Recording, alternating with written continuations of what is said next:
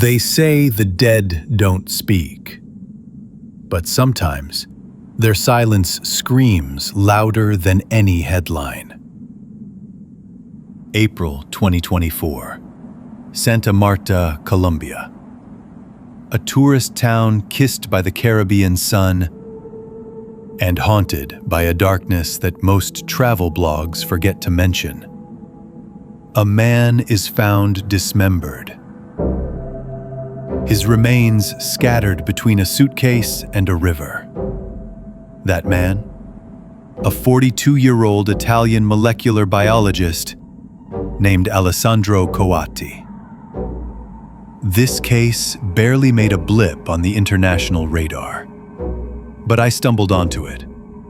2 a.m., deep into one of my infamous rabbit holes, and now I can't stop thinking about it. Who was this guy? Why was he really in Colombia? And what kind of monsters chop up a scientist like they're sending a message?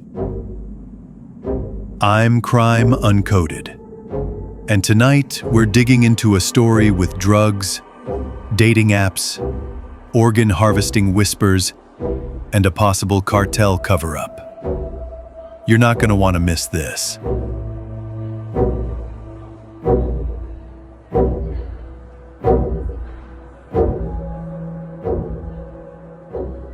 Who was Alessandro Coatti? Let's start with the basics. Alessandro Coatti wasn't just some guy backpacking through Colombia. He was a molecular biologist who'd worked with the Royal Society of Biology in London. Academic, respected, focused on animal biology and environmental work. From what we know, Coatti left his job voluntarily and flew to South America to volunteer in Ecuador. Not unheard of. Some folks just snap, ditch the grind, and go soul-searching. But why Ecuador? And more importantly, why end up in Santa Marta, Colombia? He arrives on April 3rd, checks into a hotel. 2 days later, April 5th, he disappears. By April 6th, kids playing near a stream find a suitcase. Inside, his head, arms, and feet. His identity confirmed by a hotel wristband. It doesn't stop there. His torso, yes, his torso, was later found floating in a trash bag in the Manzanares River, miles away. Now tell me, how often does something like that happen to a scientist volunteering for animal research? Here's what the timeline tells us. April 3rd. He arrives in Santa Marta, beach town, tourist heavy. April 4. Last seen leaving the hotel, possibly heading to a nearby village called Minca. April 5th. Reported missing. April 6th. Body found in pieces. No one knows who he met with. No CCTV footage, no phone data publicly released. Just a cold trail. Hotel staff say he was friendly, inquisitive, asked about ecological projects near the jungle. Nothing suspicious. But also, nothing protected him from what was coming. Now here's where it gets seriously twisted. Colombian police believe Alessandro was lured using Grindr, the dating app. According to reports, including one from La Voce di New York, a criminal group used a fake profile to set up a meeting. Once he arrived, they drugged him using Scopolamine, known locally as devil's breath. Let me pause here. If you don't know about scopolamine, buckle up. This isn't your average knockout drug. It erases your memory, makes you docile, even allows attackers to walk you around like a zombie.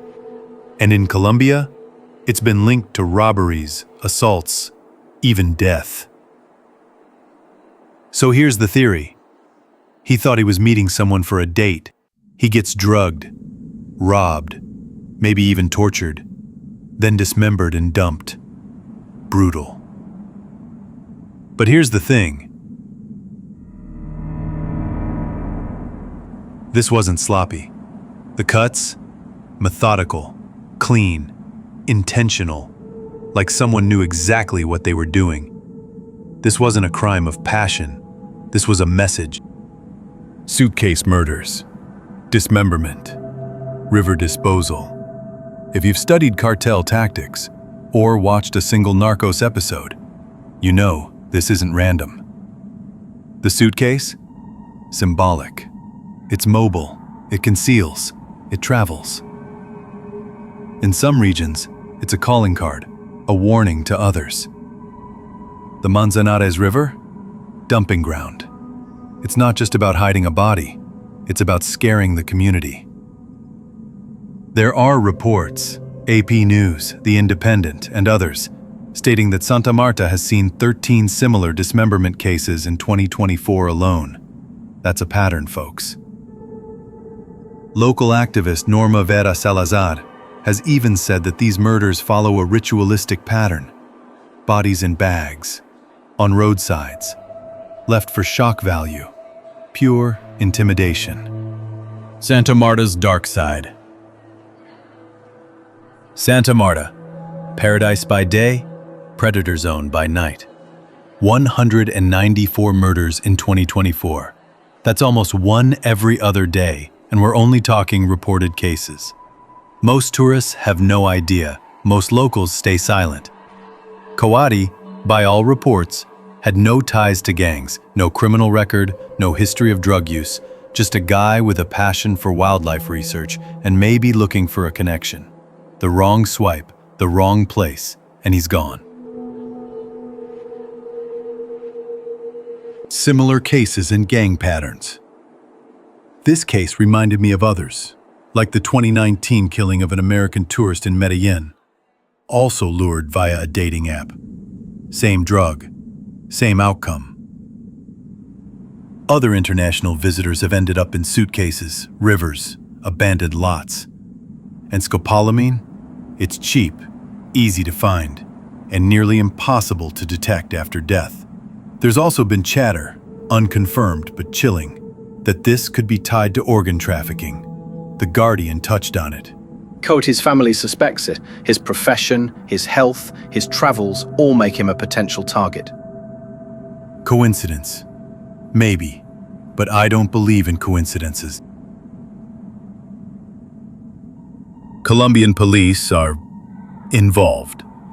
So is the Italian government. But there's a weird lack of urgency. A $12,000 reward was posted for information. That's not small change in Santa Marta, and yet, no arrests, no leads, no suspects.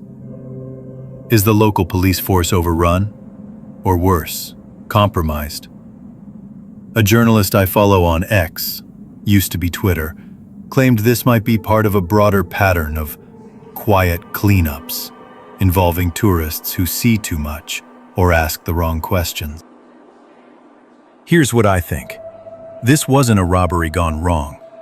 It was a hit. Whether Coatti was mistaken for someone else or saw something in that jungle village, Minka, that he shouldn't have, I think he got targeted. The dating app? Just the lure. The suitcase? The warning. The silence from authorities? That's protection. Not for Coatti, for the people who did this. There's a reason this story isn't being blasted across international headlines. It's not palatable true crime.